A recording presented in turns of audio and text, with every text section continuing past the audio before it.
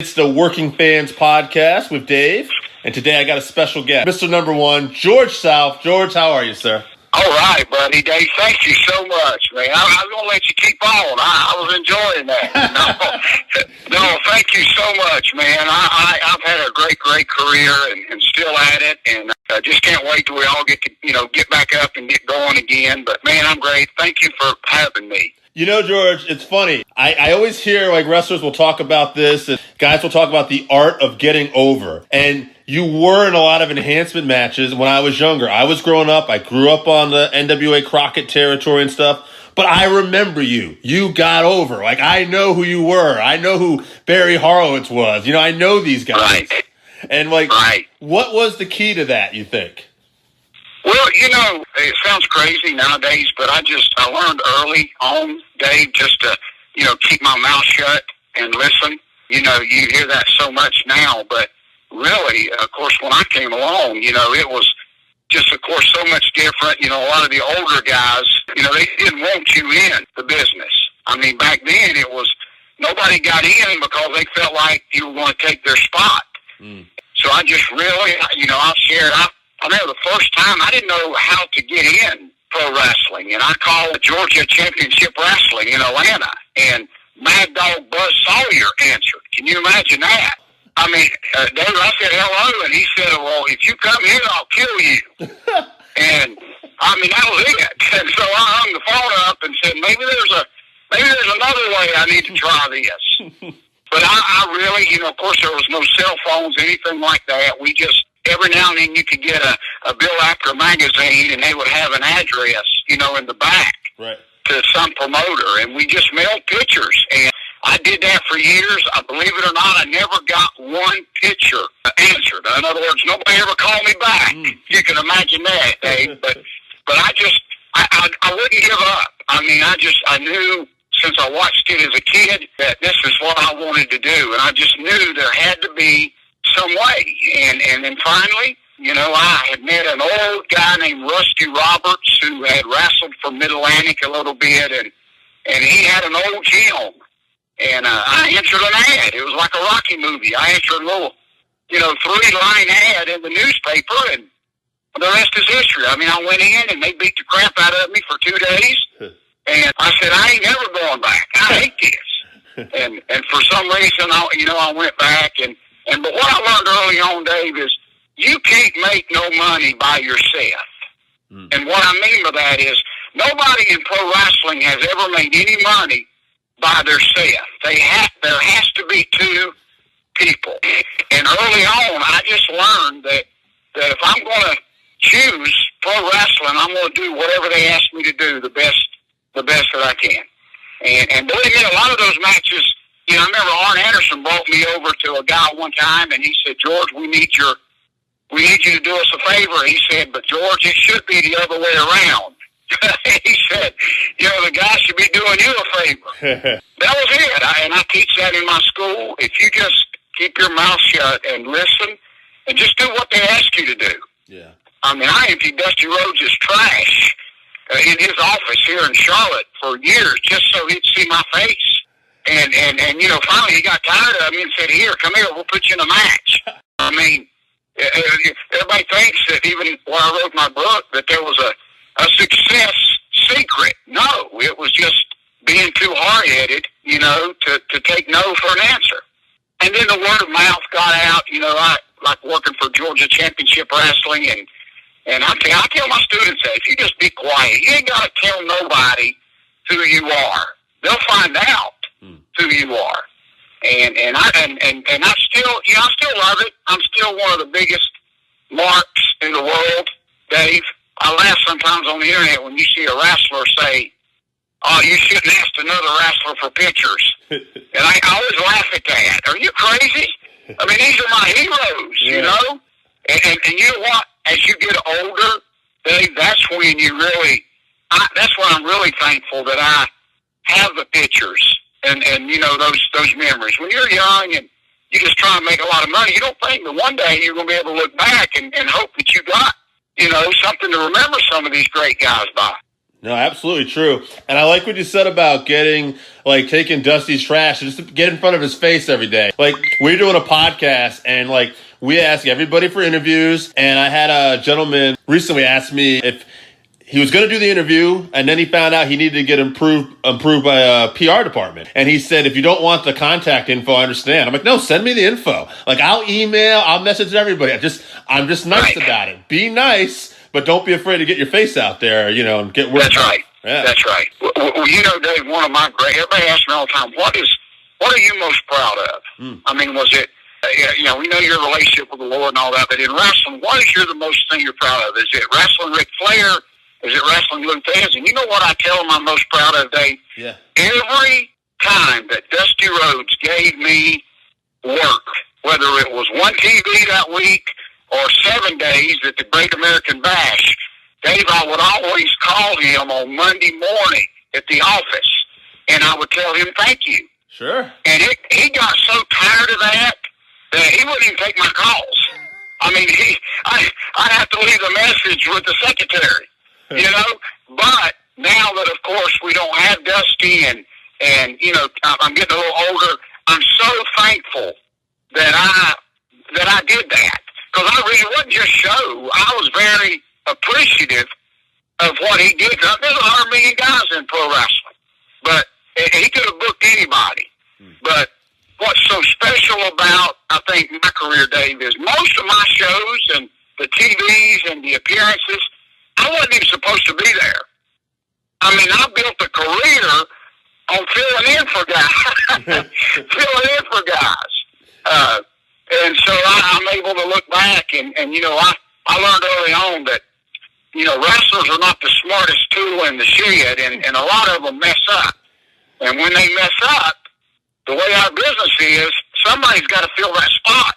And, I mean, I didn't sit around and wait like a vulture on some of these guys to screw up, but that's the truth of our business. A lot of them made stupid mistakes, but they still, the fans could care less. The fans bought a ticket to see a match. So I was able to pick up a lot of shows that led to another. Dusty used to call me and Rocky King his utility guys. Dave. Yeah. He said, y'all are my utility guys. And man, I was glad of it. No, that's awesome. And you know what's funny? I was going to ask you about this later, but I think it's a great segue. You said, hey, always show up, always be ready. And you take that with promoting, too, because I saw you put on a show without a ring. The ring didn't show up. We sure did. That's another thing I'm proud of. I do a lot of youth camps where kids that never get to go to wrestling, we just take a ring in. Well, this particular show we had, it was back to school day, Bash. And we had 300 kids bust in. And the gimmick was that they get a free book bag, after the show. Well, it happens. My ring truck broke down. But I get, what was so cool about that, Dave, is I get there, and my guys, they have been through everything with me. They were already dressed out. I mean, they knew, they may not be in a ring, but George is going to make us do something. We did. I mean, you know what's so special when you watch that video? Those kids didn't even know there wasn't even a ring there. Right. They still had. And you know what's so special? When one of my guys, Cedric Alexander, who's with WWE, when he signed with them, he called me, and I was so excited for him, Dave. And I said, man, how was the meeting with Triple H and the guys? And, did they want to know about your trips to Japan? He said, oh, no. He said, all they want to talk about is that show we did without a ring. That's awesome. So, but what are you going to do? Tell 300 kids you can't have it? Right. So you just do it. You just go out there and do it. That's a great lesson for people out there, even if you're not into wrestling or whatever. A lot of what you're talking about, too, is just work ethic. Just showing up, being ready, and don't stop. And, that's great advice for anybody. Well Dave, it's so funny. Everybody wants to know, how do I wrestle for George Sapp? When he runs a show, and it's been going on for years in the Carolinas, how do I get on one of George's shows? And I tell them, I said, just show up and help me. And they'll say, well, I know that, but let me send you a videotape or a clip of my match. I said, no, none of that matters to me. I'll be there at 2 o'clock with the ring, and if you want to be a part of my show, be there at 2 o'clock. Right. And that's it. But I don't know if they overthink it. Dave, I don't know. Here's a true lesson, Dave. My first day ever at training. I mean, I'm getting ready. I was, just turned 18, man. I'm going to be the next, rock before there's the rock. And I show up, and Rusty's there, and an old gym, and I'm getting ready to follow my dream. And he hands me a broom. I said, what the heck's this for? He said, well, I got to leave. You go ahead and sweep out that ring. And I said, oh, what do you mean? I'm here to do leg drops and suplexes. And he said, just go sweep the ring. And so I did not like it at all. But I went, and he stayed gone for I swept that ring for about an hour. And he came back, and I was still there sweeping. And I said that, Dave, to say, do you know that I still use that to this day? And I have never had a guy be there when I get back. Wow. When I give them an old broom. Listen, I'm not lying, Dave. I just had a 20-year-old guy. I believe it. He signed up for my school. I give him a broom. And honestly, I'm not making fun of him, and this sounds so stupid. He did not know how to use a broom. Dave, he's never swept in his life. Oh, man. So, yeah. I come back. Listen, what a great scene in the movie it would be. I come back after being gone, and the broom's laying in the middle of the ring. Okay?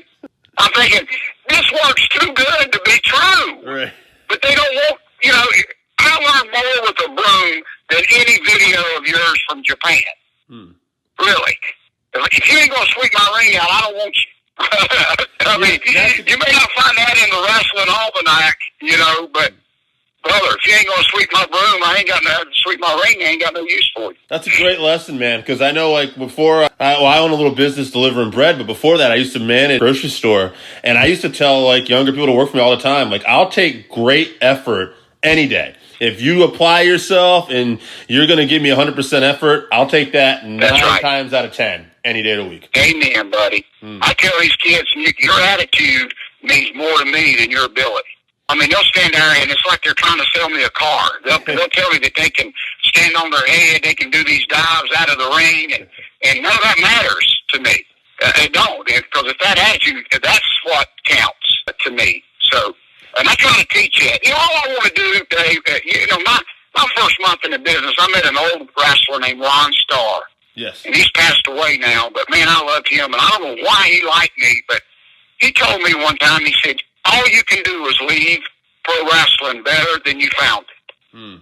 And for some reason, that stuck with me. And that's all I want to do. I'm not here to change the world or anything else. I'm just going to leave wrestling, just a little bit better than I found it. And there's a lot of guys that don't feel that way. They've sucked it dry, Dave. I'll be honest. I mean, and that ain't the way this thing's supposed to work, buddy. But I just, I realize you need somebody to make money. Hogan. Sure. Hogan needed Andre. Hogan needed Mr. T. Mr. T needed Hogan. We all need. You cannot make a dime by yourself. You can't. Nobody cares. Absolutely. I remember used to hear the argument who made wrestling, who made the WWE real big? Was it Hogan or Vince? And I was like, well, it's kind of both of them, wasn't it? It sure was. And everybody else totally was involved. Yeah. Yeah. Now, but go ahead.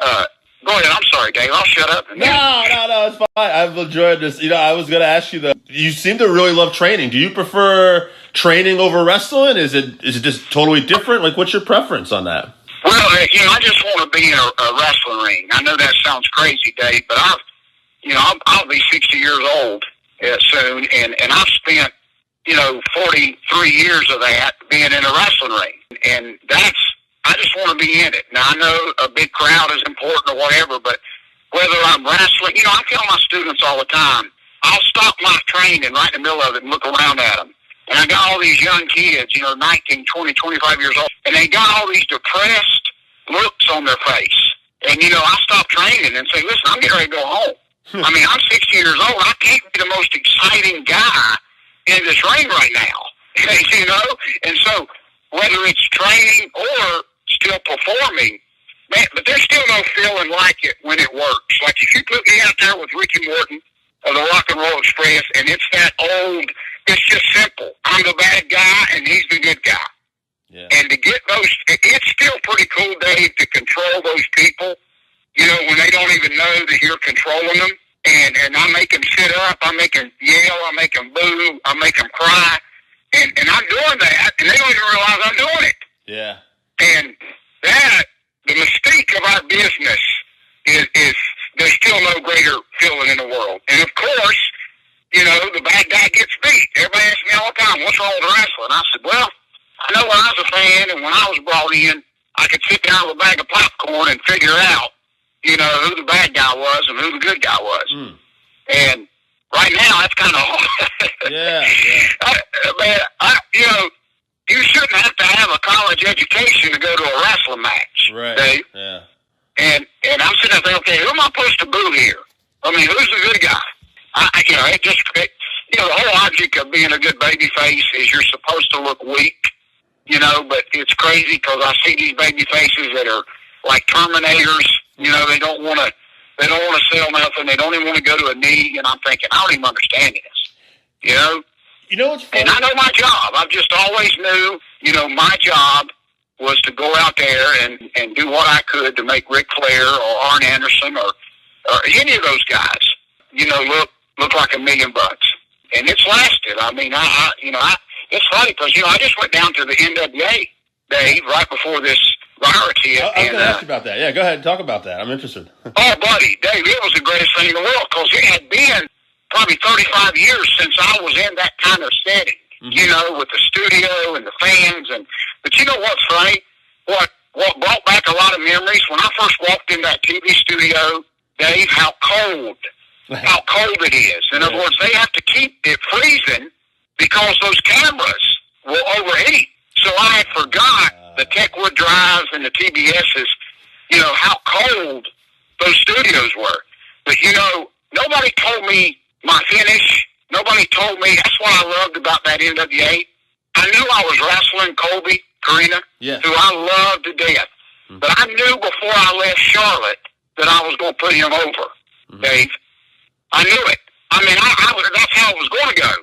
If the NWA would have told me, George, we want you to go out there and beat this kid, I wouldn't have done it. I would have done it. I mean, I'm not being a jerk, but my job for these last 41 years is to do what I did down there with Colby, because he deserves it. I mean, he did. He deserved it. And everybody thought we put a lot of thought in it. Someone told me they had all these agents in the back, Dave, and I wouldn't let not one of them come up to me. Hey, listen, I'm old enough to be their dad. Right. What's some agent want to tell me? You know? And we went out there, and you know what's so special is that thing was months ago. People that I ran into, even at a gas station the other day, they watched that, and they don't even talk about the finish. They talk about how much fun the match was. Yeah. See? And that's what I loved about that. So I knew my place, even after all these years. You know, Colby Corina was funny because I tell everybody, if NWA gives me a contract, I'm going to give it to Colby. That's great. Yeah, actually, one of the guys who does the podcast with me, I told him today I was talking to you, and that's one of the things he said. You got to ask about Circles Squared in the NWA. And I said, I'm already doing that. So you're laughing. Dave, you're laughing at me. The hardest thing about that whole weekend was me trying to remember what it was called. Because, you know, I'm used to doing an interview and saying Squared Circle. Right. So, yeah. Oh, my God, we did some pre-interviews, and they were all laughing at me because I had to write on my hand with a Sharpie. Sure. Because, you know, to get the words right. It's like muscle memory. You're used to saying that for so many years. Yeah. Right, yeah. But see, here's the thing about that, Dave, real quick, buddy. Yeah, good. Here's why I want to grab the fans by the shoulders and shake them and say, what are y'all doing? You know, Colby came out there and, to me, did one of the best sincere, honest promos that he'd ever done. I mean, he got emotional because that's life. Right. I mean, and those tears were real. That wasn't planned. And then it was funny to see about 10 fans later say, man, how did Colby turn those tears on like that? I mean, I'm thinking, see, that's what is missing in our wrestling is when fans get that emotionally attached to us. Holy cow. It was like WrestleMania for me. Here's this young kid that has practically died in life and come back and he wants to support his little Yeah. This ain't made up. No writer told us in the back. And then here comes this old grouchy fart that hates everybody, which was me. And I'm going to come out. I love the kid, but I'm going to have to beat him because I want to be part of NWA. We had people, not because it was me, Dave, but we had people that just wanted to see me get my butt kicked before we ever rung the bell. And you know, they asked me the other week, why did that work? Dave, the reason that worked is nobody told me in the back what I was supposed to say. You can't do that because I'm not going to listen. Right. Because, I mean, I'm not being a jerk, but nobody knows how I feel but me. Right. So, you know, and I don't know, I could talk about that all day, but, man, they just let me go do my job. That's the best way to describe that NWA.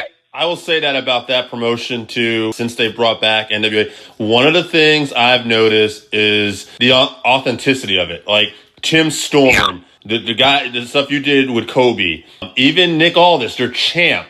Like, I'm watching a show, and I'm seeing good, solid action. I watched one of their pay-per-views, and then Aldis comes in, he has his match, and it's the world champ, and suddenly it feels like, and this has been missing in my opinion, as a fan. That's right. It feels like it's a big fight feel. Like the world champ of boxing or UFC or whatever is in there, and I'm like, oh, okay, this is, now we've turned it up. And it's like, it's a show like I grew up watching as a youngster. Like, I'm okay, we're building, and everything comes off like off the cuff. I talked to Tim Storm before. He is that guy. You are that guy. And that's what's so great about that, you know? Right. And I loved it. The only part that I it's just because I'm an old fuddy-duddy, but when I sat back and watched it weeks later, it was weird hearing fans, and I know that's the concept of it, but to see fans be able to comment. Right. But you know, my comeback was, I got to be able to, they should let me reply to the fans, you know? You know, that took me right off of there. That's you know? amazing. Yeah, let the fans watch the match and chime in, but then let me chime in on the fans. I wanted to ask you about this. You're a man of faith. I think that's awesome. I heard a story, and I don't know much about this, where you gave Kristen tract to Hulk Hogan? Yeah. So tell us about that and about that, how that all came about and everything. Well, you know what's funny is years ago, I mean, I speak in a lot of schools and stuff, Dave, and you know the deal. I mean, I know I've spoke to high school football teams, and you know, and I understand, I respect that. You know, as much as I love the Lord, they won't let me. You know, you can't talk about that. So years and years ago, a cartoon artist that draws comic books, Stephen Butler, I'm still good friends with him. He drew just a little comic book of me. And man, I look like the Warrior. I got muscles and hair, and so it's full color, first class, and it's just a small comic book, and it just shares my life. It don't push nothing on nobody or nothing, and so I'm able to go in schools when kids ask me for autographs, and it's just an encouraging thing that, you know, you can do anything in this world you want to do. God will bless you like He asked me. So anyway, first time I never met Hulk Hogan, and I don't care who you are, Dave, in the wrestling business. They'll be lying if they say they never wanted to meet Hulk Hogan. Sure. Because I'm telling you, he did the movies with Rocky, and so, but I wanted not to challenge him or anything like that. I just wanted to share one of my comic books with him. And so I went to the first TV, and it was funny, Dave. I followed him around for 2 days. I was trying to get up the nerve to talk to him. I mean, this is like WrestleMania. This is Hulk Hogan. Yeah. Big as a house. Heck, I didn't even know what you call him. I mean, Hulk or, you know, Hulk Hogan. And he went to get a coffee, and, man, we had the greatest. It was the beginning of our friendship. I just went in and just asked him if I could share, you know, this comic book with him. And it was funny because I was kind of joking. I said, you know, you get on TV and say your prayers and take your vitamins. I said, I just want to know if that's for real. I didn't know if he was going to punch me or laugh or what, but he said, man, and you know what was so cool, Dave? He said, listen, when I get on my knees to pray, he said, man, I'm the same size as all these kids. And you know, here's what's so neat about this story, Dave. Fast forward 20-something years. We get a show in Charlotte with Ric Flair, Hogan. A lot of people don't even know this show happened at a high school. The main event was the Nasty Boys against Flair's sons, Reed Flair and David. And Rick was in their corner. We sold out of high school right here, but Hogan came because they were taping his TV show. This is the first, and this has been 20-something years. At the end of the night, Dave, everybody's left, and we're taking the ring down. And I noticed back there in the dressing room, an old football locker room dressing room, there's a light on. And so the coaches left, Flair left, everybody left. And I told my guy, I said, hold on here with the ring. I'm going to go see what. I didn't walk. I heard a noise.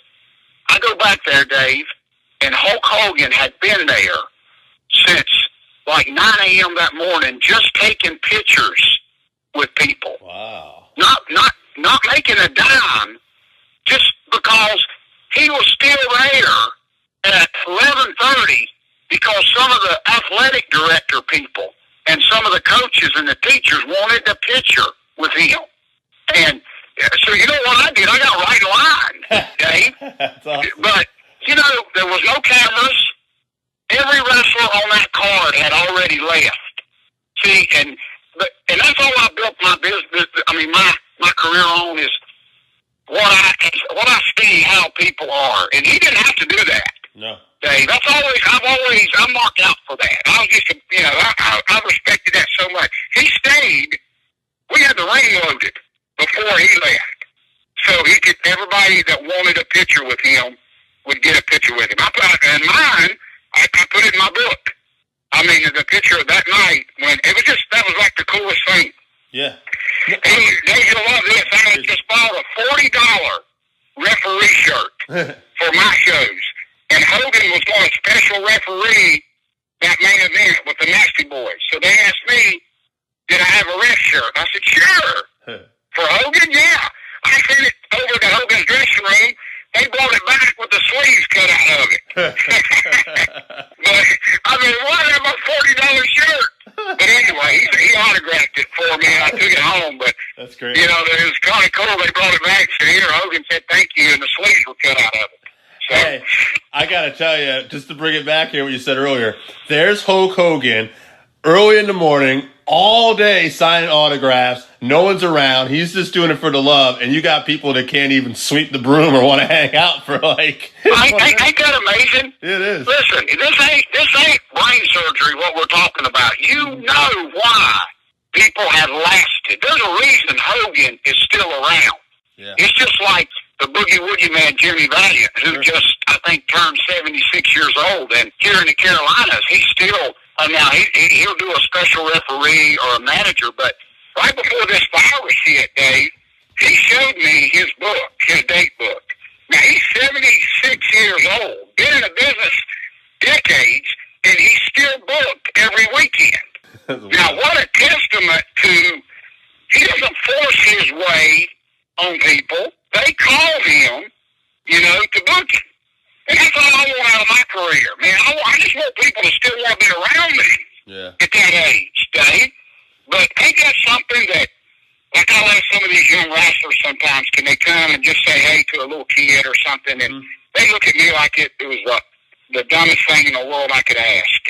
And so my question, you know what I learned in our wrestling business? I tell these kids, it ain't how you start, it's how you finish this thing. There's a lot of wrestlers that started with hopes and we're going to change the wrestling world. And now we don't, what happened to them? For whatever reason. So I believe that with all my heart. I taught that to Cedric and you know, also Tessa, you know, oh my gosh, I was able to train her and I'm so proud of her, Dave. You know what's amazing about training wrestlers' kids? I trained Ricky Steamboat's son, Bobby Eaton's son. And people think just because your dad was good, that you're supposed to be good. And that's nuts. Because the pressure, you wouldn't believe the pressure that is on these kids before they ever get in the ring. That they expect you. I was sitting at an autograph signing with Ric Flair's son, Reed, the one that passed away. Yeah. Bless his heart, man. I love that kid. And we sat there for about an hour, Dave. And 100 people come up, and every one of them said, how's your dad? How's your dad? How's your dad? And after about 40 minutes, I stopped one of them, and I said, excuse me, sir, can you ask Reed how he's doing? Right. Simple common courtesy. Well, when Tessa got in it, everybody thought Chloe had trained her. When Tessa came to me, she'd never been in a ring in her life. Never. And she just busted her butt. Everybody else would train 2 and 3 hours, and they'd leave, and she'd want to stay. So if nothing else, I'm so proud. I'll tell you a funny story, Dave, and I promise I'm going to shut up. No, I love it. Go keep going, George. When Cedric signed his WWE contract, he was so excited, and so he called me, and I was kind of, joking with him. I said, Cedric, yeah, all that money's good. I said, but you know me. I said, until I can walk in Walmart and see you hanging on the wall, then you had never really made it, And he started laughing. Of course, I was talking about his action figure. Right. Oh, yeah. And, and so it was funny. And then, can you believe that maybe a month later, I go to my mailbox, and he sent me a package. It was his action figure. That's awesome, man. So now I tell everybody, yeah, Cedric made it. You can go in Walmart, and see him hanging on the wall. Hey, and you know what? You trained him. He's obviously a good kid. And, hey, things are tough right now, and the WWE made a lot of cuts. They didn't cut Cedric. They sure did. They didn't cut Cedric, though. He kept his job, and I think there's got to be something to that. That's... Well, I'm hoping that we've all, I tell everybody's got to relax, man, because we've never dealt with this plague. Nobody thinks we're supposed to know how to act with this. And everybody says, well, how do you feel about the shows without people? And the only thing I may not like about it, Dave, the wrestlers still have to eat. See, what nobody understands is when this is all you do for a living, and it stopped. We didn't have, what's funny is we didn't have a say in it. It ain't like me and you wrestled, Dave, and we tore up a high school gym, and they said don't ever come back. That was our fault. This is not our fault. Right. And so the only thing I'm hoping, and not just in wrestling, but with all sports and everything, that I just hope people don't get comfortable, just sitting at home. And what I mean by that, Dave, is I got a buddy of mine that just, in the wrestling business, he just did an online auction from his living room, and he made like $6,000. Yeah. Why would he ever go to a show and buy a vendor table? No. I know. I'm working now. I deliver bread, and I'm busier than ever, but I talked to some people who were telling me about other people that were unemployed right now, but they were giving them like bonus money, and it was like $1,300 a week. And I'm glad we're taking care of you, but I'm like, man, who wants to go back to work? You're sitting at home and just making all that money. I'm telling you, that's what I'm afraid of, buddy. I'm serious. I got twin girls. My daughters are 21, and one of them does hair. And doing hair is almost like the wrestling business. You got to wait for them to open you back up. And so she's filed for unemployment, and I laugh at her because I'm glad she was able to get it, but you're thinking, why would anybody leave the house? Right.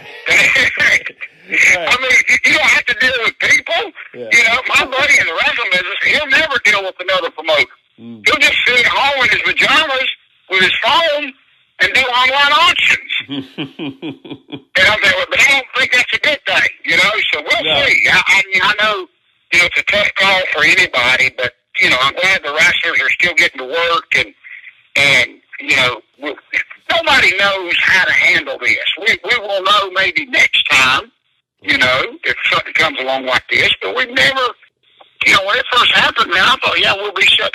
Like here in the Carolinas, it's become a joke, Dave, because the weightlifting gyms are still closed. So they hadn't opened our gyms, but they've opened up like swimming pools. So, so you got everybody here laughing that, you can go pee in a pool, but you can't go pee in a weightlifting gym. Right. Right, yeah. So, that doesn't make any sense. Huh. Well, George, I love your enthusiasm. You've been awesome. We even went a little bit over the half hour, which is great. I'd love to have you back down the road. Oh, buddy, anytime. Tell us anything you want to promote or talk about. Finish up. Well, I got my school. If they want to go, the fans want to go to georgesouth.com. I'm still very old school. I've got a website, and it leads them to everything. In other words, I've got my book that I'm very proud of. Me and Mark James wrote, and it's on there. And my school, so they can go to georgesouth.com and email me if they've got any questions. Autograph pictures. So that kind of is the first step. They can go on there, excuse me, and then it'll lead them to anywhere else, you know, that they may want to go. You know, and it's funny because even now with these gyms, we're still, my wrestling school, we're not open full time yet, but we're still talking to, but here's one last lesson real quick, Dave, and this describes your South. This man called me and said, I give people tours of my school. You know, before I sign you up, you're able to come in and meet me and see the school. So this was last week. This man asked me, can he come and see my school? So I let him. He comes in, he sees the ring, he meets me. He was like a professional looking guy. I mean, he looked like he was like, you know, had some sense. So he loved it. We talked about him signing up when things open back up. 4 days go by, Dave, and he calls me again. He said, do you mind if I get one last look at your school? I said, no. I said, I'll be there today cleaning up. Come on down. He said, well, what's the address? Dave, I wouldn't give it to him. I said, no. If this man can't, I don't want him. I mean, you know, he probably had $10,000 to give me, you know, to support my ministry. But that aggravated me. You're trying to tell me I must not have left a good impression on him, Dave. But I'm thinking your first step in wrestling is paying attention, buddy. Right. And if I didn't even get to give him a broom, he couldn't even find my school, Dave. I mean, at this day and age, too, you could have just looked it up online, or it's just funny. Oh, my gosh. And see, I felt like, buddy, all you got to do is Google my name. Right. You had to get the towns on a map back in the day. Man, I took one of my students to a West Virginia town about 2 months ago, and we literally had to stop. We couldn't find a building because there was no cell phone service. There was no GPS service. So one of my new students, he said, what are we going to do? I said, pull over to this gas station. He said, huh? I said, no, you're going to run in and ask them where the school is. So he goes in, Dave, and it was so beautiful. He goes in and asks this old lady where the school is. She takes the back of a receipt off of the register, and she draws him a map. She said, go up here to the church and hang a right, go to the second light. So she draws this thing, and he went and framed it. He'd never seen anything like that, Dave.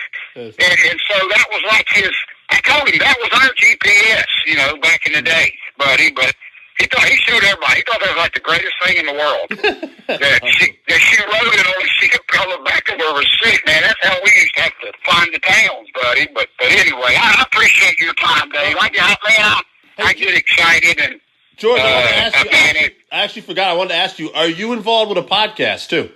You know what? I do a lot of them, which I'm so thankful for, and I just did one with Shane Douglas, which was so cool. You know, I love doing them, and I need to learn to shut up so they can ask questions, but I get very excited when... I love that. That's great. I had questions here today. I threw them out the window. I think we covered most of them, but... Listen, I'm serious, Dave. You asked me, let's do this before we end. Ask me, and I promise, I'll answer them quick. So if there's anything else, I've got plenty of time, buddy. Don't you rush. You got most of them. I'll ask you one, though. Let's see one I might have missed here. Oh, how was the StarCast event? Making the Stars, I believe it was called. Oh yes. Man, that, too, was unbelievable for me because it sounds corny, Dave, but when I get to do shows like that, it's really like going home for me. I mean, it is because some of these guys, like I saw Sting up there, and I hadn't seen Sting in years. But you know what was funny is, gosh, I can't think of his name, but it wasn't Orange Cassidy, but it was one of these young kids that he's on AEW right now, but he actually came up. I know the old guys, but anyway, this young kid was so respectful and he wanted to meet me. So he comes up to my table. I wish I could think of his name. He's like Jericho's second right-hand man right now. Sammy Guevara? Yes. Yeah, okay. Yep. Listen, he come up to my table, and I tried to sell him a book. And so listen, he asked, can he get a picture? And I said, sure. So we take it, and I forgot all about it. Well, the next day, my phone rang off the hook. People were saying, oh, my gosh, where did you meet him? Where did you meet him? I said, what are you talking about? But I guess he posted it on his, Instagram account. Yeah. And it went, 10,000 views. 100,000 people watched and saw that picture, you know? That's awesome. And so I'm learning to, be more observant to who's around me. But that's where we did that at. He came up to me at that StarCast, and to get to see Dustin Rhodes. But let me tell you one last story about StarCast. I had not seen, this is how special wrestling is to me, Dave. I had not seen Jim Crockett since he sold the Crockett territory here in Charlotte and moved to Texas. I had not seen him or spoke with him. That day at StarCast, they had catering, and before the doors opened. So I go downstairs. It's just me and the beautifulest catering table you've ever seen. And I got plans to eat till I get sick. All of a sudden, the back door opens. I could have wrote this better in a movie. It's Jim Crockett. And I hear this voice. My back's turned. I hear this voice say, George South. Dave, I promise you, it took me back to working for Jim Crockett Promotions here in Charlotte. And I turned around, and then we hugged each other, and it was that was worth it for me. And you know what I did, Dave? And I'll end it with this. I took 10 minutes. He thought I was nuts. But I said, Jimmy, I just want to thank you for everything that you did for me. Because as a kid here in Charlotte, the Carolinas, it was Jim Crockett Promotions. I mean, that was the big show in town. And to be able to wrestle for him and have him, he feed my family and sign my paychecks. And I think it was very emotional for him that I did that. But I just felt so good the rest of that weekend that I took time to just thank him for that after all these years. So, but a testament to my career, Dave, this is it. I promise. I'm shutting up after this so we can go. Chris Jericho just did a cruise right before this virus hit. Yep. He did a cruise out in the middle of the ocean. One of my buddies from high school went and was on the boat. Jericho has Ric Flair as a guest on his podcast. So when Rick walked out, Jericho said, Rick, I just want you to know that my claim to fame is that I'm the only man that's ever been beat by your figure four. And what he meant by that is usually a guy rolls over, somebody will reverse it. Flair's hardly ever beat anybody with it, but Flair stops him, Dave, right in the middle of it and says, no, let me correct you. You ain't the only guy. It's you and George South. That's awesome. So my buddy, as soon as they got to land, they docked. My buddy got on his phone and said, you ain't believe this. We're in the middle of an ocean somewhere, and Ric Flair mentioned your name. But here's the thing, Dave. My buddy said, because they don't really know the business, he said, was that a good thing or not? I said, are you kidding me? That's a great thing. After all these years, Flair still remembers that he beat me with the figure four. That's like the greatest. That's like my Hall of Fame speech, 100%. Dave. 100%. Oh, my man. That's what means something to me. So, George, this was absolutely awesome. Thank you so much. Well, Dave, thank you so much for your time, buddy. I get carried away, and I hope I didn't take up all of your day. No. Great memories, man. Yeah. Great, just fun and great memories, buddy. George, I've been doing this now. I have my own business. This is like a little passion of mine, and I've been doing it with two other guys for like about 8 months. We're getting excited. We're going to your point, and like I'm the guy who usually does the recruiting for the interviews, and I talk to people, and I just love it. It's like I get excited, and then when somebody else gets excited, like there's this time you call it marking out. Like I'm marking out. Like there's a part when enthusiasm to me is contagious. It lights up the room. So I appreciate your enthusiasm and your passion, man, and it motivates me. So thank you, sir. Well, I appreciate. You gotta tell fans, man. I go to wrestling to get away from the real world. Damn right. I've got a lot of people's got this backwards, and I tell fans that all the time. It'd be like, Dave, if you loved a magician, and I said, Dave, I'm gonna take you to see your favorite magician, and we're on the way, and I start telling you how he's doing his tricks and where the rabbit comes from, and eventually you're gonna say, George, would you just shut up? Right. That's what I tell wrestling fans. They've wanted to know for so long how we do our tricks, and then when they found out, they realized that was the stupidest thing they could ever wanted. Absolutely. And I tell fans, don't tell me. Paul Jones and Wahoo McDaniel used to be my favorite as a kid, Dave, and I got to know them as they got older. And I remember I used to take number one Paul Jones to lunch. As he got older and retired, and we'd be sitting there at the table, and he'd say, George, I want you to know that me and Ole Anderson are best friends. And I would honestly, at my age, I'd say, Paul, please shut up. But he would do it. He would do it to get me mad. He'd say, oh, no, we used to beat the crap out of each other and then go have a beer together. And literally, I didn't want to hear that. Right. I mean, ain't that silly? I would say, no, Paul, you hate Ole. And Ole hates you. I mean, Paul, leave me alone. Let me do this. I'm going to leave you there at this restaurant, Paul, if you don't shut up. But I don't ever want to lose that. To me, Wally McDaniel and Ric Flair will always hate each other. I mean, it will always be, Ricky Stingo and Ric Flair will never be sitting at the same table signing autographs in my mind. Right. Because it's just, and I tell fans, quit trying to overthink all this and just, seriously, just eat a bag of popcorn and cheer the good guy and boo the bad guy. Hey, George, I'll share a story with you. I don't know if you ever heard this story. I thought it was great. Ricky Steamboat was doing some interview, and he told a story that he was feuding with Flair, and he saw Flair at a gas station, and there were a bunch of fans there. And he purposely went up to Rick, I guess. He said, hey, if you ever do that again tonight, I'm going to kill you right where you stand, I swear. And I guess Rick called him up. He's like, did we have heat? And he's like, nah, the fans were there. I just wanted to put on a show.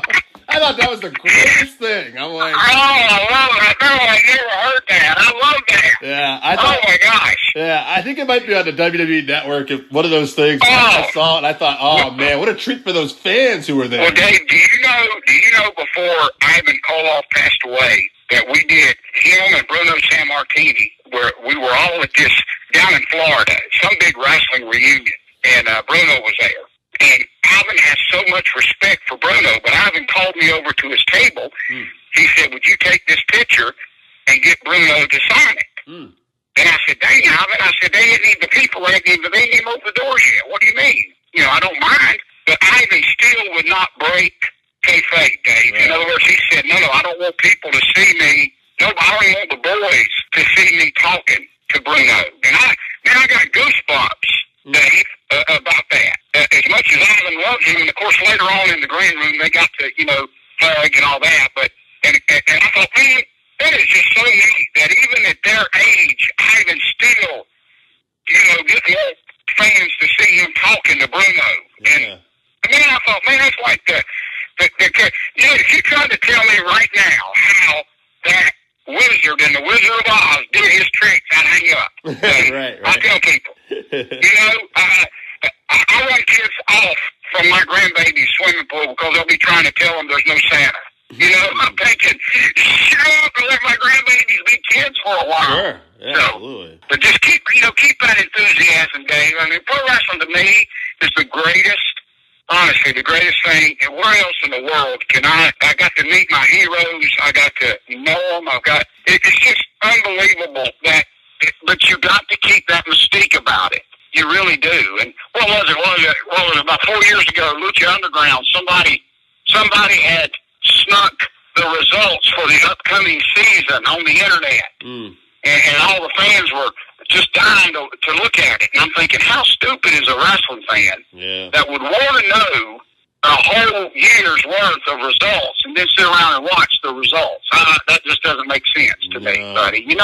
It's funny. I remember back in the days when the Monday Night Wars, when they would be competing, and I love both companies. I love wrestling, but I would get mad when Eric Bischoff would give the results of Raw. I'm like, I want to watch that later, Eric. I know.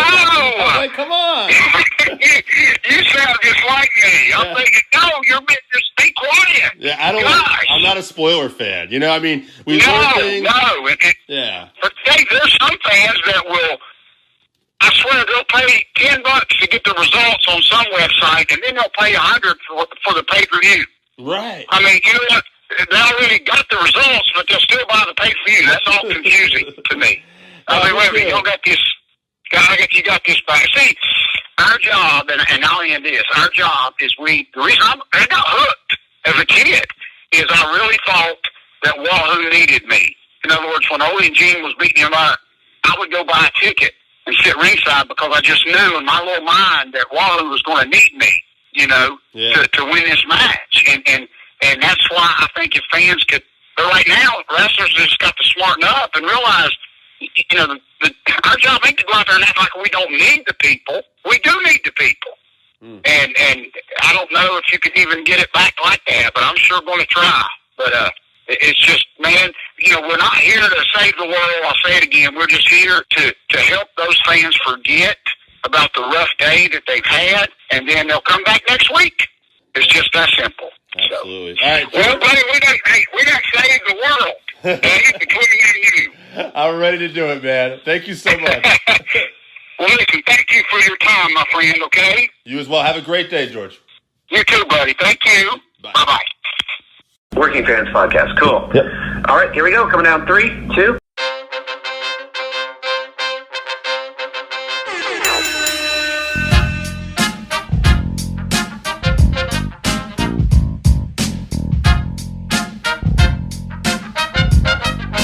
Hey guys, this is Amber Nova, your American Muscle Pro wrestler, and I just tuned up the Working Fans Podcast. All right, everybody. It's the Working Fans Podcast with the man they call Dave. And today we have a special guest. She is a former EMT. She is the proud daughter of a mechanic. She is a model/pro wrestler. And she has competed in companies such as Impact and WWE's NXT. Ladies and gentlemen, the great Amber Nova. Amber, how are you? I'm doing great. That was excellent introduction, and I am ready to tune up this podcast. That got me I'm revved up now. Awesome. I love it. Let's start off with that. You're very enthusiastic about being a daughter of a mechanic. This seems bad. Who was the mechanic? I don't want to assume. Was it your mom? Was it your dad? Or who was the mechanic? Dad, yeah. Now. But hey, listen though, my mom is up on that car and still, she was still with me the last few years. She'd be up under the car helping my dad and right by his side. So yeah, ever since they were teenagers, they've been together. I think about 20 years now. Awesome. So yeah, my mom would do some stuff on her car as well. She had her own 62 Chevy Nova, and then she sold that not too long ago, but she had her own as well. How did you, were you a wrestling fan? And was there somebody who was a wrestling fan that got you into it? How did that happen? So yeah, Dad, ever since I was a kid, Dad would always have Monday Night Raw, whatever, WCW wrestling on, and when I was a kid, I just grew up watching it. And then the older I got, I continued to watch it, even when I was an EMT. And that's when I saw these women coming up in the business, these young, beautiful, talented, and they weren't the size of China. So I was like, man, maybe I could do this. And yeah, I had a love for wrestling. I used to go to Savannah Civic Center with my sisters and friends growing up when we were little girls. And we would, I watched Rey Mysterio, Randy, Batista, and I see all these guys growing up. And then there you go. I decided to give it a try myself, and it turns out I'm physically, mentally capable of doing it. Not everyone is, too. They think this is an easy business, and it is not. Definitely not. If you've been following it and you pay attention even, you're going to see things where you're like, oh, yeah, these guys put their bodies through a lot of damage. Oh, yeah, absolutely. Is that something, speaking of tuning up, do you do a lot of self-care? Whether it's chiropractor, massages, is that important? Is that part of your daily routine? Oh, absolutely. I go to my chiropractor that I've been seeing since I moved to Orlando 5 years ago at Orlando Sports Chiropractic. I go once a week. There were times where if my schedule was busy or I just couldn't get in, I would go a couple weeks or a week without going to the chiropractor. But since the pandemic and things slowing down and things opening back up, I go every week, and I've still been wrestling and training and doing some small shows here in Orlando. But yeah, self-care is super important. I stretch like crazy all the time. And they say even little breaks throughout the day, just sitting down for a long period of time, you're working, just taking those few minutes to do some stretches, touch your toes, get stretch your spine out. I'm also a huge fan of hot yoga, Orlando Power Yoga. I do that here. My sweat stash, it's the best for your body. So yeah, hot yoga, chiropractor, stretching, and I am a sucker for massages. Same. Someone just start rubbing my shoulders. Yeah, someone just starts rubbing my neck and my shoulders, and might just spill secrets and stuff. No, I'm just kidding. But yeah, I definitely am big on taking care of my body, because nobody really knows just how painful this really is unless you've done it yourself. And I'm telling you, it's 50%, it's 80% pain what we do. Don't get us wrong, we also, there's pleasure and we enjoy it, but a lot of pain. Now, did you have an athletic background before this? Did you do any kind of sports or anything?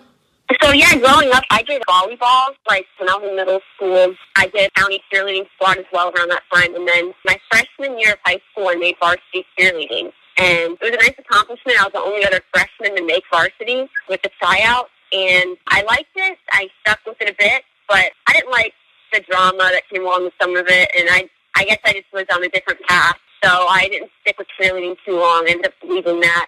I did dance, I did theater. I wanted, a little taste of everything when I was in high school. So I mean, that's awesome. I mean, I imagine, theater and the athletic background is all kind of mixing into what you do now. So that's important, right? I mean, yeah, it does.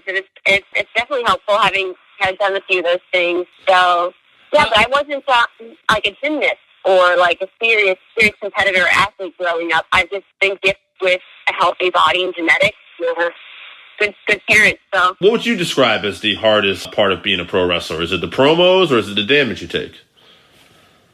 The hardest part of being a pro wrestler, I really want to say it's a lot of mental psychology, mentally, and what we do and making everything make sense of what you're doing in the ring when you're competing. Yeah. And obviously it's physical. It's 100% physical. I mean, you don't know what it's like till you really get in there and you start taking bumps, and then the next day you can't turn your neck. Like, I've gone through so many days where I can't turn my neck. It's so solid and stiff, and it's just.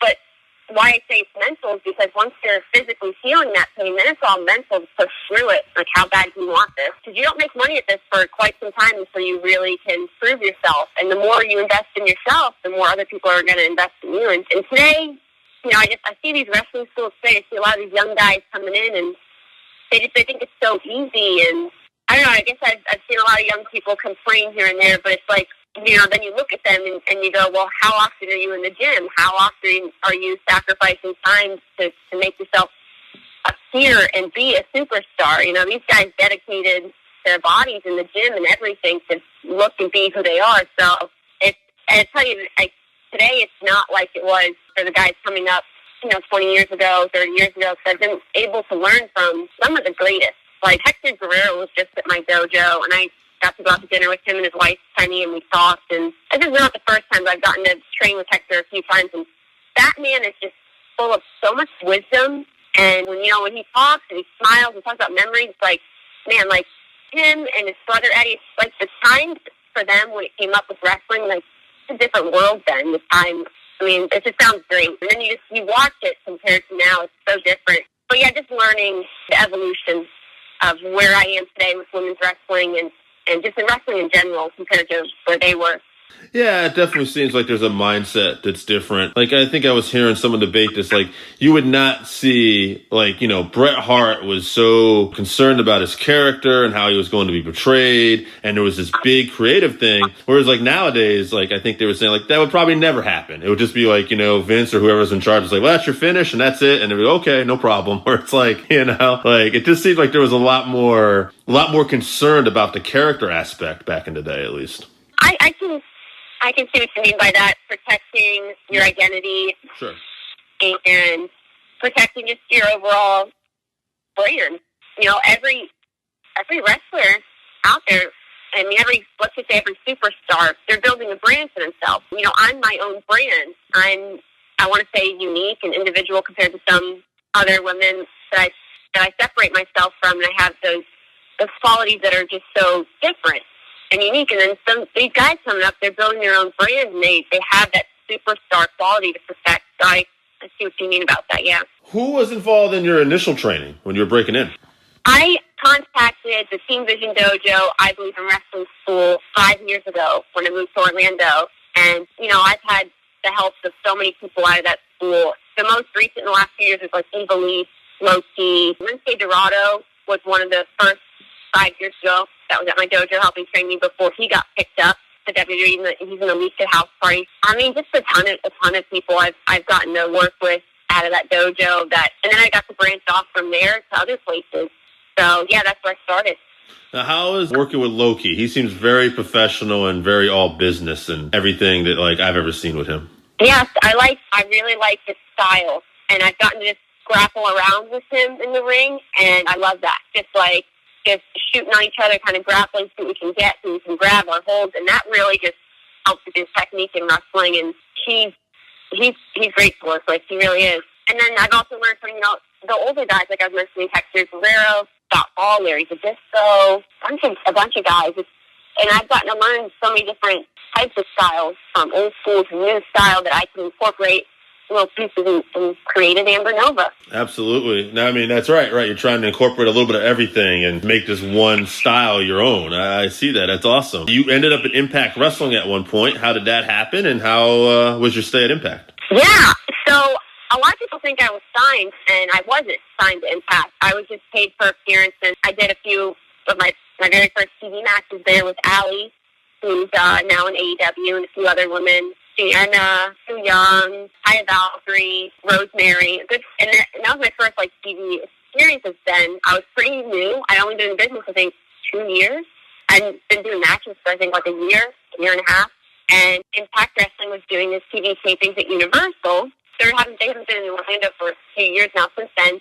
And I got the opportunity through people that knew my trainers and recommended me.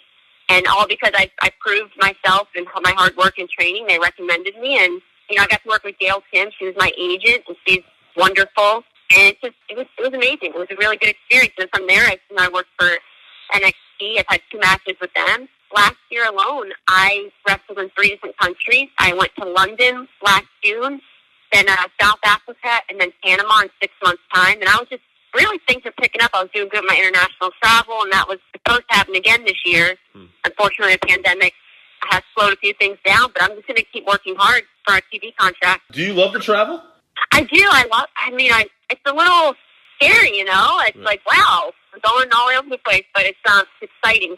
It's exciting, scary. It's adventurous. The interactions I've had with the promotions and people I've met and worked in other countries have been amazing.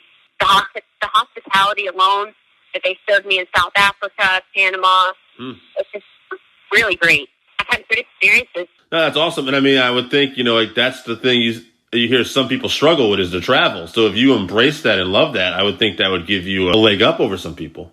I absolutely do. I'm not one to complain. I'm not one that, I didn't come from much. I've always worked for everything my whole life.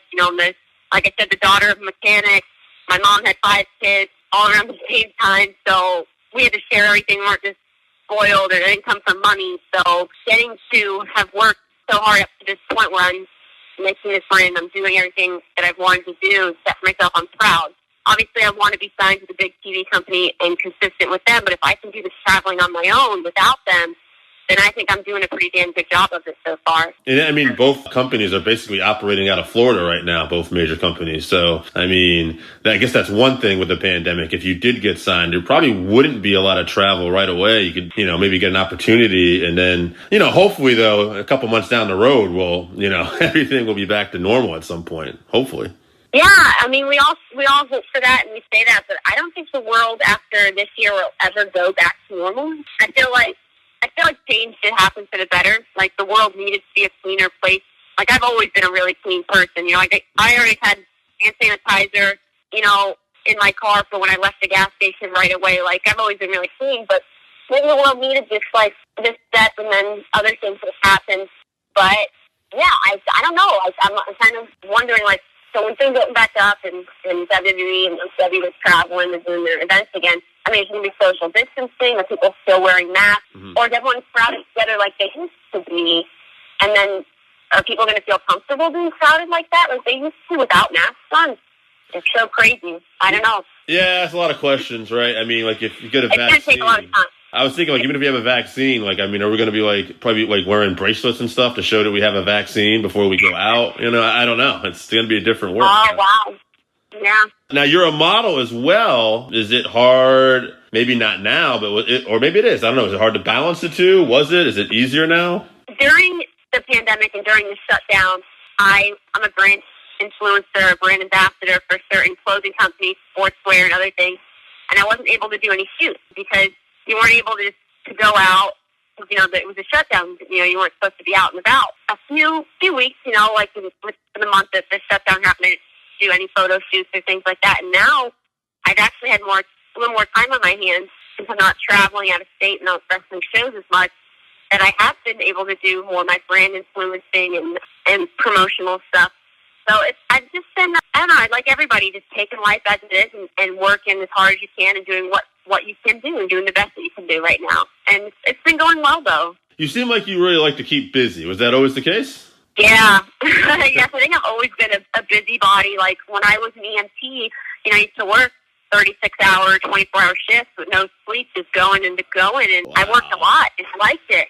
And I saved up and decided I wanted to pursue some bigger dreams out there, and I've just been doing it. That's awesome. Yeah, it's amazing what you can do. Like, I mean, like for my line of work, like even today, like I think we're recording this interview right now. It's like in the noontime, and like I left my house at like 1:30 in the morning. I did my job that I normally do, and I got home in the afternoon. Now we're doing this interview, and I got some other stuff lined up. But I mean, that's it, right? Like if you want to do something, whether it's podcasting, whether it's wrestling, whether it's being a model, I mean, like you gotta like you gotta sacrifice. Yeah, you have to sacrifice, and I can't stress this enough to people that ask me for advice, coming into this business for any advice. It takes drive. And that's why I'm all about my Nova drive. I'm all about my, I'm not just some car girl. I really invest in this and believe in it because it takes drive, it takes determination, it takes sacrifice. And I just can't stress that enough to people. If you want something, you have to be willing to sacrifice everything. I moved to Orlando with a Nova and a dream. That's it. No friends, no family. I didn't know anyone. And it was awful in the first year. It was rough. I'm beating the hell out of my body doing something that I didn't know was physically that awful at first. And because, I left my career job as an EMT where I used to transport people that were like paralyzed. And now I'm risking myself at this. And, there were days, like I said, I couldn't turn my neck, and it was rough. And then not knowing anyone and everything, but I didn't give up. And I just kept pushing through, and that first year was not easy. And second year came a little easier, and I got adjusted more and more. And now I just feel more and more aware that, like, I'm doing the right thing. That hard work does pay off, and you have to be willing to sacrifice yourself. Yeah, it seems like the hardest part sometimes is like when you are struggling, it's just mentally stepping through those doors, right? Just, okay, I just got to get there. Once I get there, we'll figure it out, right? Especially this year alone. And then with the COVID and the pandemic, it is not a good time to be a wrestler or be in entertainment whatsoever. For anybody, it's not easy on anyone in that industry right now. And then trying to stay afloat and pay your bills and get by, and then keep at it and not give up. Yeah, it's not easy. It's definitely a different time, You hear a lot of times people will say they've been in business for a while. You got to be the wrestler.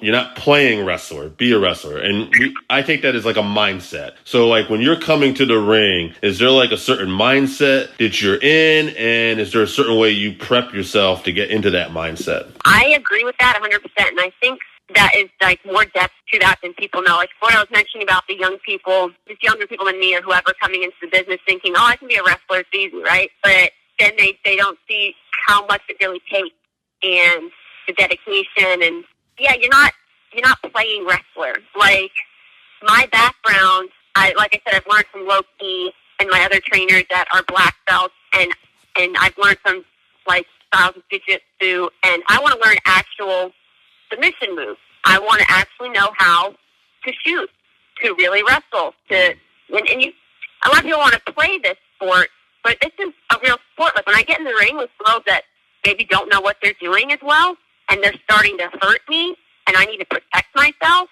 I do what I got to do. If I need to calm somebody down, I know how to do that. You know how to put them in a hold and say, hey, you need to calm down. Do you want to wrestle?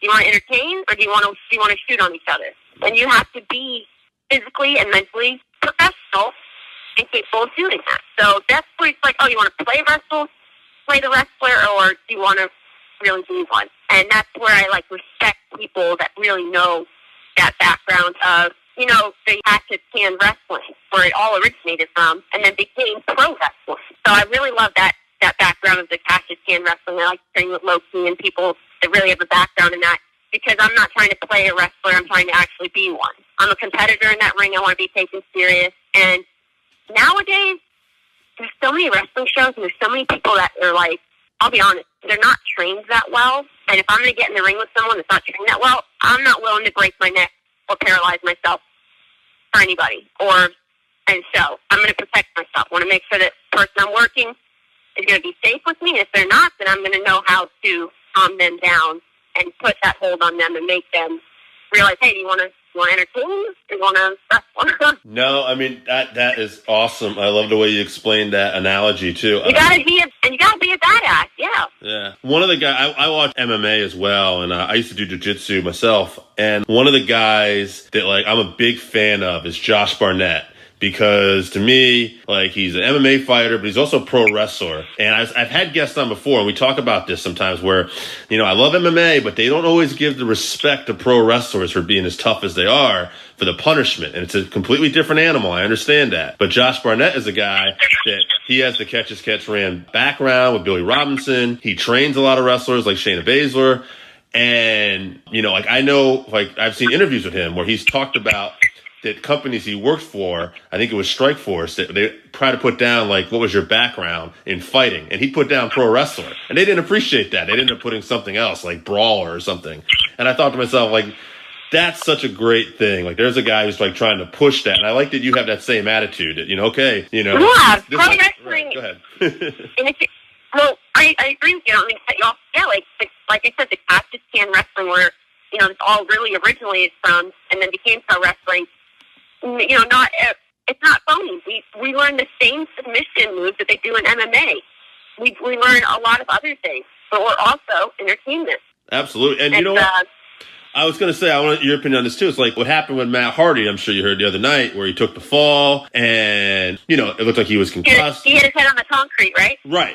And looks like he was concussed. He had his legs falling underneath him. He ended up getting back there. And there was a lot of controversy of him getting back in the ring. And I was telling somebody, because somebody was asking, like, you know, like they said he took a test in between. I said, well, a lot of times if you watch an MMA fight, a guy's getting knocked around and the doctor will ask the fighter, are you ready? Well, the fighter or the pro wrestler in this situation is probably going to go yes. Now, the difference... Oh, right. They're always going to do... Right. They're not going to back down. They're usually always going to say yes, even if they don't realize that they're concussed.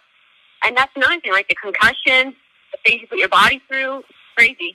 And I was going to say, too, and one thing, too, like, and this being a difference between MMA and pro wrestling, yeah, MMA, you're bashing each other's heads. It's a different type of animal. I get that. But you know what? I bet a lot of MMA guys wouldn't have gone back out like Matt Hardy and have to climb a scaffold. I bet they wouldn't have done that when their legs were underneath them. And I'm sure they wouldn't have done what Mick Foley did and got thrown off a cell or took in thumbtacks. So yeah. It's a different animal.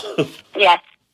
So, yeah, it's nice to know that just some people can still respect both sides of it and not try to put one over the other, put one down with the other. Absolutely. I try to preach that as much as I can. I really love the fact that you want to be taken seriously. I think it's awesome that, you know, you get it, and it's been fun having you on. Now, is there anything you want to promote coming up? And, of course, social media? Yes, absolutely. If you guys aren't familiar with my matches or me, you can search Amber Nova. You can watch a lot of my matches on YouTube. Follow me on my social media. It's Amber Nova 73 on Twitter, Instagram, Facebook. You can also get geared up with me. I have autographed posters, photos, grease rags. I do combo deals. You can just shoot me a DM or an email if you're interested in getting any merchandise or geared up. I have upcoming shows that I'm actually really excited about. My first out-of-state booking since February will be October 24th for Hurricane Pro out in Texas, Beaumont, Texas. So I'm looking forward to that event.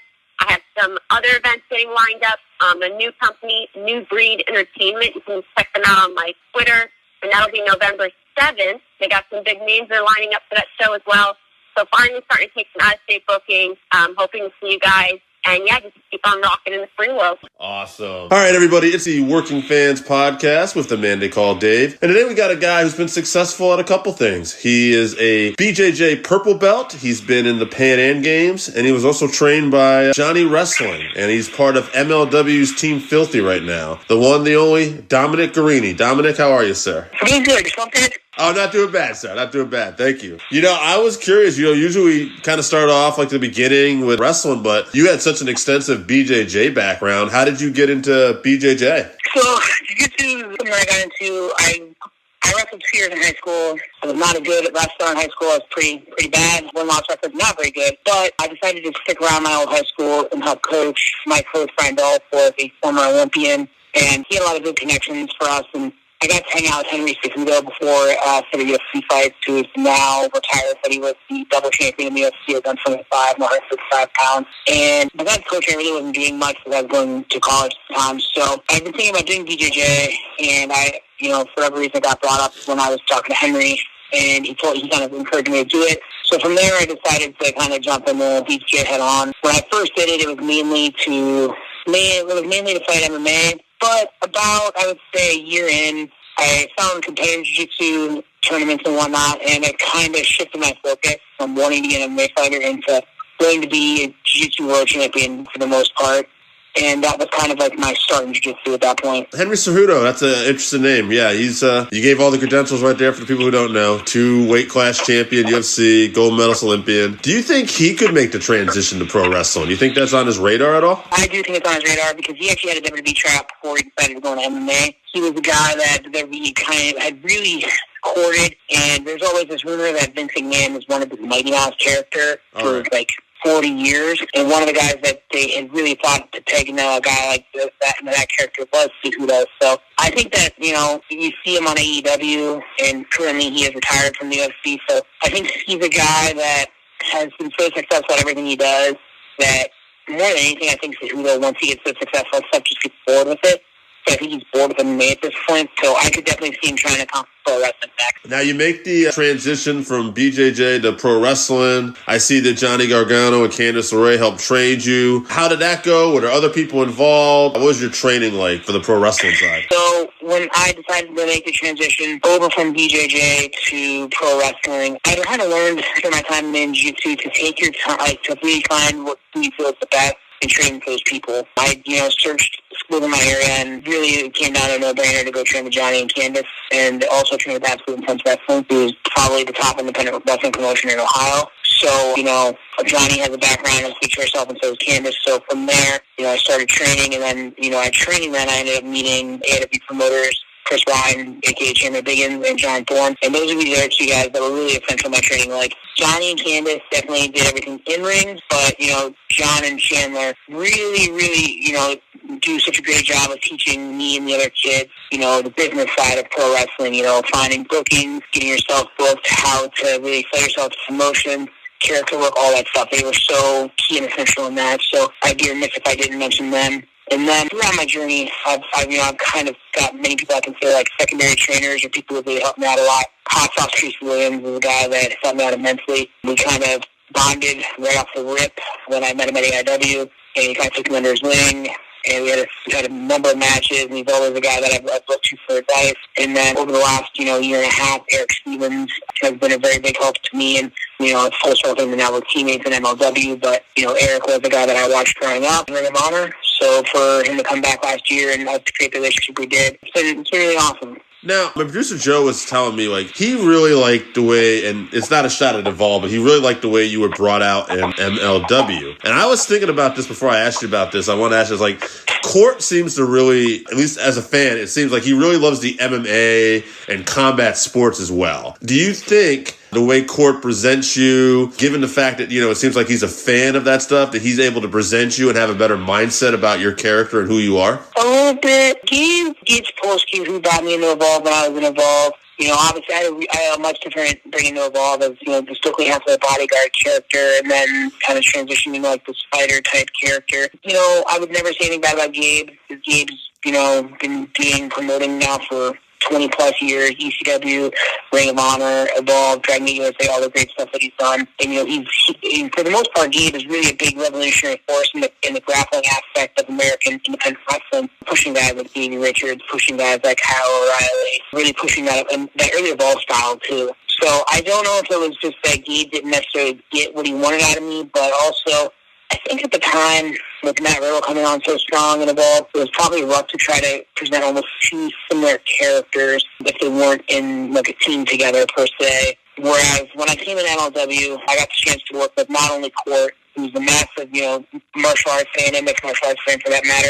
Court and I, we have a lot of sidebars just about MMA history and stuff. Yeah. And he's actually I think he said his neighbors with Campbell McLaren who started the initial UFC. So, Court's always had a really big thing for mixed martial arts, so he can definitely see kind of all the areas of it, and, he sees me as, that jiu-jitsu player, and, he brought up the fact of wearing the gi to me, and I'm 50, I love the idea of promoting jiu-jitsu out there. It makes some stuff difficult for me, but, I'm more than willing to do whatever the company wants me to do, but also, the gi does give me a different presentation to everybody else, and we'll see, because at some point, the gi will have to go, but, we're definitely not at that point yet. So, but overall, Court, I think, has such a good real handle on the distinct fighting styles that we're trying to push in MLW. And I think that also not only goes to Court, but it also goes a lot to Will Key, who helps out from behind the scenes. And, Will Key is very interactive in the terms of, really wanting to settle out all these fighting styles that are at MLW. As well as George Carroll, who is a backstage guy at MLW, who, was at New Japan for a number of years. Ronda for a number of years, and really is kind of the driving force behind Red Dragon, Kyle O'Reilly, and Bobby Fish. He's been a massive help to me as well. That's really cool. A lot of people in my friend group were big MMA and pro wrestling fans. In fact, one of the guys, Scott, he was telling me, and for fans who don't know this, after Mighty Mouse pulled off the mousetrap against Ray Borg, which is like a suplex into an armbar, essentially. When they're coming down, you pull them in the armbar. That he saw you do that on an independent show. And I was curious, do you get ideas sometimes like you see things, whether it's MMA, jiu-jitsu, and go, okay, I want to try to incorporate that in my game? Obviously, you are doing that, but are you still on the lookout for stuff like that sometimes? Yeah, I'm 100% always on the lookout for stuff like that. Obviously, I call it the Mighty Mouse, as like an homage to Demetrius Johnson. But when I came up with that and I debuted that move, that was really from Gabe asking me for a kind of a new finish, kind of like a cool finish. And that was the first thing I came from.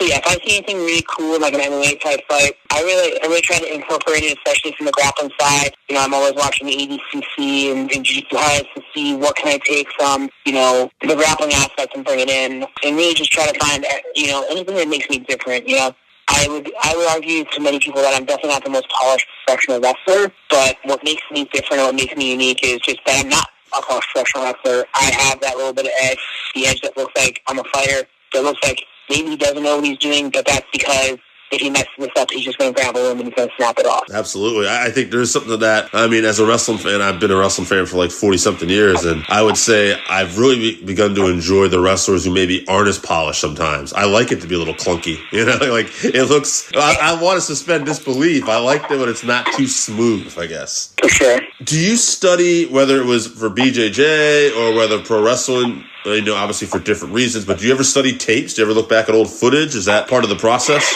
I'm much less of a watch my own tape kind of guy. I'm like an awkward perfectionist that really can never enjoy what I do. That is probably instilled in me from Gargano. So in Johnny's 10 plus year career, however long it's been, when I was training with him, he only told me out of his whole career and probably thousands of matches, that he only had 3 that he liked. And the one that he always would bring up to me was him versus Shingo Takagi from 2013 WrestleMania weekend, and which is a phenomenal match. But for a while, I was very similar, man. Like, if I went back and watched my matches, I just dissect them to pick up every even little bit that I don't like to do. So for me, the better tape stage for me is to going back and finding stuff, either for an opponent that I'm going to work upcoming, or, from the past. Like, I'm really into watching old shoot style stuff, either FI, Pro Wrestling Super, Yumi, things like that, to try to take stuff like that and bring it into the pro wrestling game here in 2020 and really see where we can go from there. And, when I do my tag team stuff with Kevin Koo, usually him and I watch our matches, kind of figure out what we can do, where we can position ourselves better, things like that. I heard that Bloodsport was coming back. I saw a tweet the other day. You had been a part of that before, Josh Barnett's Bloodsport. Any interest in trying to get on that show? Or? Yeah, I'd love to be a part of it again. Obviously my last Bloodsport performance wasn't my favorite match ever. I detailed that, out in the public. Phil Garrini was not the easiest guy to work with. While he was a nice guy, he's not the easiest human being to work with. I had discussions about being on Bloodsport on the canceled WrestleMania weekend, so I got to revisit and, kind of ask some other people to hopefully maybe, get on this one. But, if I don't, Paradigm Pro Wrestling, based out of Jeffersonville, Indiana, has been a really kind of driving force in the bringing shoot style wrestling back. We did last November, a full tournament of UWFI style rules, and they're now running UWFI style rules for almost every show. So I've kind of become the ace of that stuff for them, and they're doing a really good kind of shoot style revolution on that stuff. So besides Bloodsport, they're going to be part of WrestleMania, or they're going to be part of the Flex weekend. So I'll be with them on that. So I will do a UWFI rules style match, for PPW during Collective Weekend. Awesome. I had Kid Cash on the show once, and we were talking about his background. He did some boxing and some martial arts, and we were saying that we really feel like, for whatever reason, a lot of the hardcore MMA community, they don't really seem to respect the wrestlers for their toughness. Do you think it's because of the entertainment factor? Do you find that to be the case? Or what do you think about that? I think it's because the word fake gets thrown around in wrestling more than anything. People, it's fake, it's fake, it's fake. The one thing fake about wrestling, this is what I tell people when I tell them I'm a pro wrestler, the only thing fake about it is that, we know what to do, like what we're out there doing. I would challenge any human being to go out and take a bump from the referee. That's like you'll the air come out, feel the air come out of your lungs, that you don't feel any of that stuff hurt. The only thing fake that we just in there is we just know who's winning, we know who's losing, we know what we're legit with, the story that we're telling. And realistically, I kind of tell everybody that, and me and actually just I had this conversation at his first sports bet hearing that, realistically, the best MMA fighters at their core are pro wrestlers, and the way they promote fights, and the way that, they trash talk opponents, and the way they sell the pay-per-view. You see a guy like Conor McGregor, he's just a pro wrestler. You see Jorge Masvidal, that guy's just a pro wrestler. Like, they're just pro wrestlers who don't do our art, they just do it in the MMA sense. So, and it's funny, you find so many hardcore MMA fans that hate guys like Conor McGregor, and they hate guys like Jorge Masvidal. I think it's because they make them think too much of pro wrestling, which they frown upon. I'm agreeing with everything you're saying. In fact, I always think like Ric Flair used to make the comment about the guys that can work and the guys that can be the most successful. And I think in MMA it's almost the same thing. Obviously it's fighting, but the guys that can fight and have the great finishes and be flashy and talk, they're going to get attention, they're going to get the money, as we see. So. Yeah, Demetrius Johnson, as you were telling earlier, he's probably one of the greatest fighters in the generation, top 5 for sure. But he'll never get his just due because he never talked trash, and he just got that in the cage, but because he didn't talk trash, no one really cared when the flyweight was fighting. So it's a shame because he is an amazing talent. It's a shame because he's him versus the greatest in today to take a fight, but they're not going to, because, he was doing very well for himself to win, but, he was never loved as much as he should have been because he was just too nice of a guy. No, I agree. Frankie Edgar is another guy I think too that I think he comes from a different generation, so maybe he gets a little more respect from the older hardcores. But I think there's a guy who just kind of plows away, and he doesn't get as much shine as say he had ran his mouth, But yeah, there's a lot of great. And I guess, we could create that again in pro wrestling. What about, guys from the past like a Brad Armstrong, who maybe was great in the ring, but couldn't cut the best promo, so it's only going to go so far. But. Absolutely. I'm also honored that, I'm one of those guys that Armstrong in the year 2020 would be the top 5 work rate guy in the Indies, or he'd be getting a work from like an EW or anything like that. Maybe not be a better, but he'd be doing pretty well for himself. I wanted to ask you too, before you got into pro wrestling, since you had such an extensive background in BJJ, was there any injuries coming in that were nagging that you had to work around, or any issues like that? No, throughout my entire time in BJJ, I was really never injured. I had one knee injury, one kind of small knee injury back when I was getting ready for the Chicago Open back, I'm going to say 2014. Otherwise, I was really pretty injury-free, and I definitely felt my life felt better when I was in BJJ, because I wasn't, constantly bumping and constantly traveling over so I am now. But when it comes down to it, the only real injury that I think I've ever really had is, I have bad toes on both feet, my big toe on both feet is bad. I felt like this cocked toe on my right foot. And that comes from a amateur wrestling accident where I was on to a wall ball, and I jumped into the wall and my toe was out, so I screwed that up. And then the other one was when I was coaching, I went to do a head-on throw on a kid, and my foot was up, and he flipped from the head-on throw and landed on my foot, and it bent my big toe back so bad that I needed 6 stitches and webbing of it. But otherwise, injury-free for the most part. Yeah, that's good. Now, I just want to say the producer is a big fan of the Between the Sheets podcast, and he said you've been on there a few times. You just a big fan of those guys? Have they just had you on a few times, or is there a relationship? Yeah, man. So, Chandler was a big proponent to me before his passing about how cool the Sheets was, and he got one of my things on the net. I love wrestling history. I love looking into it. And the first thing part of the first two Sheets I listened to was they did a set on the ball for Jordan bringing some shirt out. And it was so good, and I was so intrigued that I started going back and finding other shows. And through that, then I started to kind of reach out to Chris and David, and just becoming really tight. And I talked to Brooks once every other month or so just about random stuff throughout the landscape. And Chris is one of the coolest guys I've ever talked to. So when I know all those guys, it's usually, you hear the 4 to 6 hours that being on the podcast, but then, we just usually, for another 2 to 3 hours on top of it. Just, I love everything. Like, me and Chris are both big sports fans, so we'll talk about baseball, we'll talk about college football, we'll talk about pro football, and then Bex and I talk about MMA and pro wrestling. So